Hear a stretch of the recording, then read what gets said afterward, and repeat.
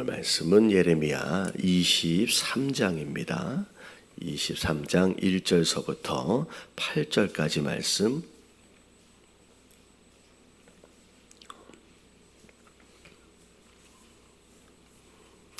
자, 1절부터 8절까지 교독합니다. 여호와의 말씀이니라. 내 목장의 양 떼를 멸하며 흩어지게 하는 목자에게 화 있으리라.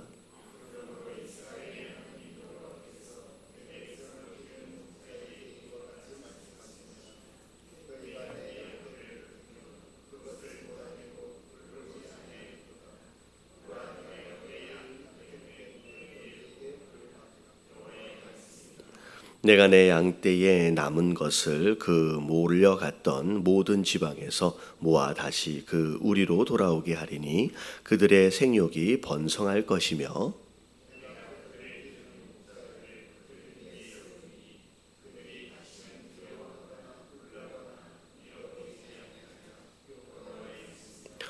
여호와의 말씀이니라. 보라, 때가 이르니니 내가 다윗에게 한 의로운 가지를 일으킬 것이라. 그가 왕이 되어 지혜롭게 다스리며 세상에서 정의와 공의를 행할 것이며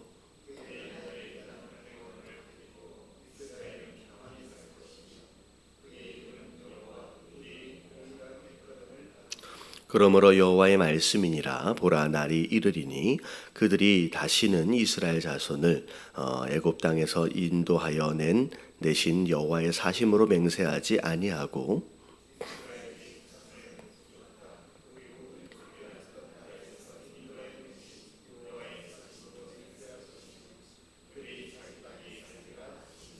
아멘. 자, 22장의 내용을 보면 하나님이 특별히 그 당시 지도자, 왕 되어진 자, 그의 신하 되어진 자들에게 그런 얘기를 하잖아요. 그런 말씀을 하시잖아요. 내가 너희에게 기대했던 정의가 있고 공의가 있다라는 거죠. 하지만 너희가 그 공의와 정의를 버렸다. 그것이 어찌 보면 내가 너희와 함께 세운 이제 언약을 버리는 것이나 다름이 없다라고 말씀하시면서 그들에게 공의와 정의를 다시 한번 말씀하시고 그것으로 인하여서 너희가 장차 재앙을 당하게 되고 심판을 당하게 될 것이다라고 경고하셨습니다. 자, 거기서 말하고 있는 정의와 공의가 구체적으로 무엇인지에 대해서도 하나님이 설명하셨죠. 내가 너희 주변에 허락한 고아와 과부가 있고 가난한 자들이 있는데 그들을 불쌍히 여길 줄 아는 것, 그들을 보호할 줄 알고 그들을 섬길 줄 아는 것, 그게 하나님이 원하시고 기대하시는 공의와 정의다라고 분명히 이제 말씀을 하셨습니다. 자, 그런 가운데 마땅히 이루어져야 할 하나님의 정의와 공의가 그분의 나라, 하나님 나라 안에서 이루어지지 못하는 것으로 말미암아 하나님이 심판이 임할 것이다라고 말씀하시는 가운데, 자, 오늘 23장 1절로 들어와서 하나님께서 다시 또 말씀하시는데, 내 목장의 양떼를 멸하며 흩어지게 하는 목자에게 화 있으리라. 그러니까 장차 이 임하게 될 재앙과 심판, 이 모든 이제 이 심판과 재앙의 이유가 뭐냐? 누구 때문에 이런 일이 일어나느냐? 자, 누구 때문에 일어난 거예요? 그 목장 안에 목자가 자기 역할을 제대로 감당하지 못하는 것으로 말미암아 결국은 양떼도 다 흩어지고 멸하게 되는 일들이 벌어진다는 거죠. 그러니까 리더의 문제, 이제 그게 이제 결국은 이제 목자의 문제가 이 장차 오게 될 심판의 원인이다라고 말씀하시면서 그렇게 만들어 버리는 이 목자는 결국은 하나님이 이제 화가 있을지어다라고 말씀하고 계십니다. 자, 그런 가운데 그러므로 이스라엘의 하나님 여호와께서 내 백성을 기르는 목자에게 이같이 말씀하시니라. 자, 너희가 내 양떼를 흩으며 그들을 몰아내고 돌보지 아니하였도다. 보라, 내가 너희의 악행 때문에 너희에게 보응하리라. 자, 지금 이 당시 지도자들, 왕들에게 하는 이야기예요. 정말로 내가 원하는 것은 이제 이루지 못하고 오히려 돌보지 않고 쫓아내는 그런 일들 내가 반드시 보응할 것이다 라고 하나님이 말씀하셔요. 자, 그런 가운데 내가 내 양떼에 남은 것, 자, 이제 너희가 그렇게 쫓아내 버리고 돌보지 않고 쫓아내 버렸지만, 그러나 나는 오히려 너희 때문에 쫓겨나 버린 그들, 자, 내가 내 양떼에 남은 것들을, 자, 그 몰려갔던 모든 지방에서 어떻게 하신대요? 자, 모아서 다시 땅으로 돌아오게 한다는 거예요. 그의 우리로 돌아오게 하리니. 자, 이게 어찌 보면 잘못된 왕, 잘못된 리더십으로 인하여서 바벨론의 포로로, 세계 각지의 포로로 다 흩어져 버린 거예요. 끌려가 버린 거예요. 하지만 하나님은 다시 흩어져 있는 그 사람들을 다시 모아서 하나님이 처음 정하셨던 그 울타리, 이제 우리로 안으로 다시 돌아오게 할 것이다. 이게 이제 장차 있어지게 될 포로로 끌려가는 사건과 더불어 포로에서 귀환하게 될 사건을 지금 이제 말씀하고 계시는 거예요. 자, 그런데 돌아오게 되어진 다음에, 자, 무슨 일이 벌어져요? 그들의 생육이 번성할 것이며, 다시 하나님께서 돌아오게 하신 다음에 다시 회복하시고 또 축복을 허락하시겠다라고 약속하시는 거예요. 자, 그런 가운데, 자, 내가 그들을 기르는 목자들을 그들 위에 세우리니. 자, 전에 있던 목자들은 자기 역할을 못했어요. 그래서 오히려 양떼를 흩어지게 하고 오히려 양떼를 우리에서 쫓아내는 정말 잘못된 목자들이었거든요. 근데 돌아오고 난 뒤에는 이제 진짜 목자, 참 목자를 내가 세울 것이다. 그래서 그들이 다시는 두려워하거나 놀라거나 잃어버리지 아니하리라 라고 하나님 말씀하시면서, 자, 1절서부터 4절까지의 내용은 장차 있어질 하나님의 심판, 특별히 지도자들을 향한 하나님의 심판. 하지만 그럼에도 불구하고 다시 돌아오게 하셔서 회복하시고 그런 가운데 새로운 진짜 목자들, 정말 하나님의 마음을 가지고 그렇게 양떼를 돌볼 수 있는 그 목자들을 새롭게 세울 것이다 라고 하나님 말씀하시는 거죠. 그래서 선지서들의 내용들을 쭉 살펴보면 이런 말씀이 항상 있어요. 항상 하나님이 화가 나서 항상 이제 재앙을 내리시고 심판하시고, 선지서들을 보면 재앙과 심판이 있지만, 경고도 있고 실제로 이루어지는 일도 있지만, 반드시 그 뒤에는 어떤 일들이 나오냐면, 그럼에도 불구하고 내가 너희를 회복하겠다, 내가 너를 돌이키리라 라고 하는 말씀들이 항상 같이 딸려오는 것이죠. 하나님은요, 분을 품으시지만 영원히 품지 않으시죠. 용서하기 원하시는 그런 하나님이십니다. 자, 그래서 포로에서 돌아와서 회복되어질 그 새로운 이스라엘에 대해서, 자, 4절까지 말씀하신과 동시에, 자, 5절서부터 굉장히 중요한 말씀이 나와요. 자, 여호와의 말씀이니라. 보라, 때가 이르니니. 자, 이 때는 어찌 보면 지금 이 말씀을 전하고 있는 예레미야의 이 입장에서 볼 때도 사실 굉장히 먼 훗날의 이제 상황이라고 생각할 수 있을 것 같아요. 때가 이르리니. 자, 내가 다윗에게서 자, 어떤 뭐가 일어났냐면 한 의로운 가지를 일으킬 것이다.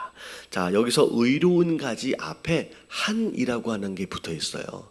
자, 이건 하나다라고 하는 것을 의미하기도 하지만, 이제 영어로 생각하면 the라고 해서 하나님이 미리 정하신 누군가를 의미하는 거예요. 그래서, 자, 포로에서 귀환하고 난 뒤에서 하나님이 세워주실 목자는 복수의 형태로 나옵니다. 복수의. 그래서 내가 그들을 기르는 목자들이라고 나와요. 이 목자들.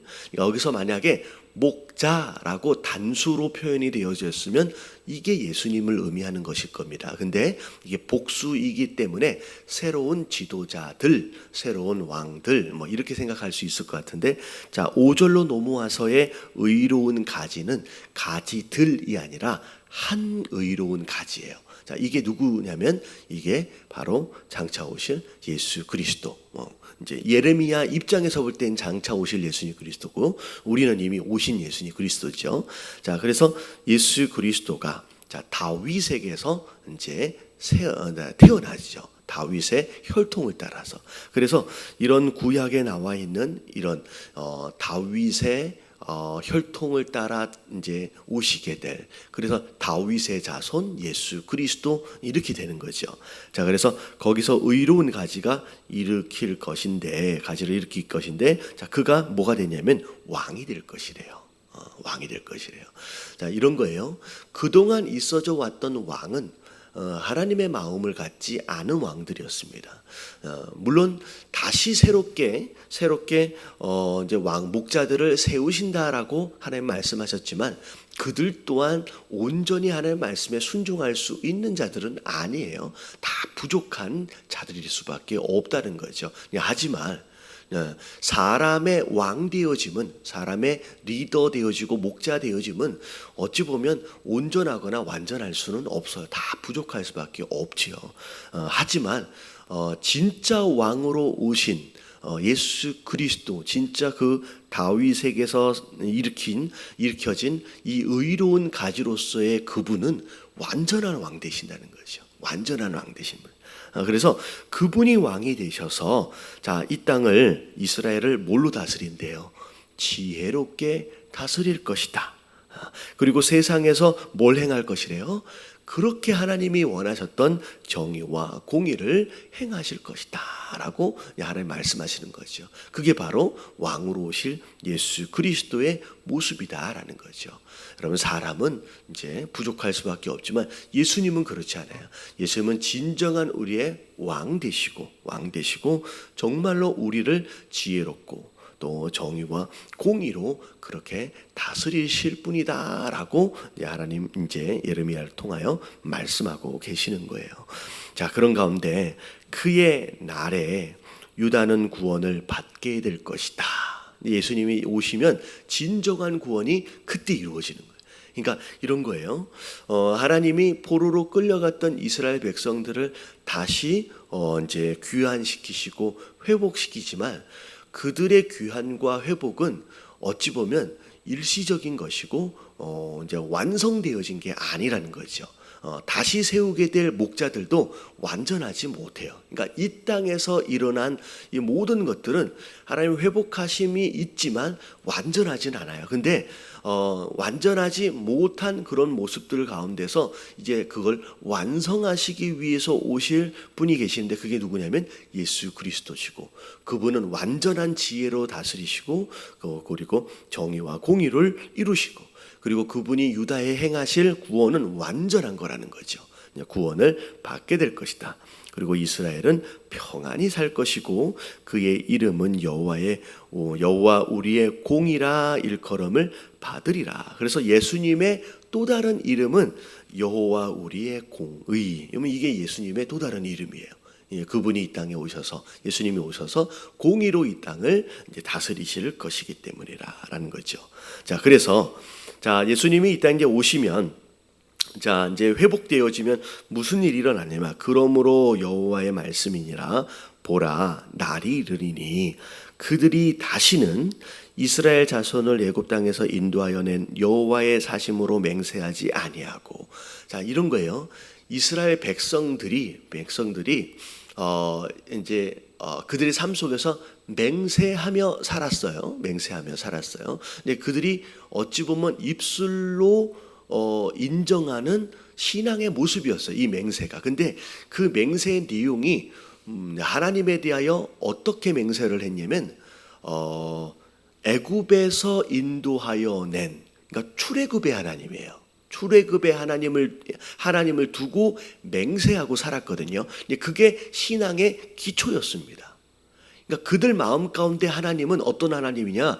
우리 민족을 아주 오래전에 애굽에서 종살이하고 있었던 우리 민족을 우리를 구원하신 그 하나님, 그 하나님이 그들 신앙의 뭐라 그러냐면 기초였어요. 근데 잘 생각해 보면 출애굽을 허락하셨던 그 하나님을 기억하고, 근데 하지만 그 기억이 그들이 경험한 하나님이 아니에요. 그렇죠. 애굽에서 인도하여 낸 하나님, 물론 그들 마음 가운데 그 하나님에 대한 신앙이 있지만 그들이 경험한 하나님이 아니에요. 굉장히 추상적이고 어찌 보면 과거에, 아주 먼 과거에 전설 속에 있는 하나님으로서의 마치 그런 하나님이었다는 거죠. 그러니까 어떻게 보면 그 하나님에 대하여 마음을 가지고 신앙을 가지고 있지만 그 하나님은 그들의 삶하고 직접 연결되어 있기보다는 굉장히 멀리 계신 하나님처럼 여겼다는 거죠. 근데 더 이상 그 하나님을 기억하면서 그렇게 맹세하지 않고 오히려 어떤 하나님으로 이제 맹세하게 되냐면요. 이제 8절에 보니까 이스라엘 집 자손을 북쪽 땅 그 모든 쫓겨났던 나라, 이게 이제 바벨론이거든요.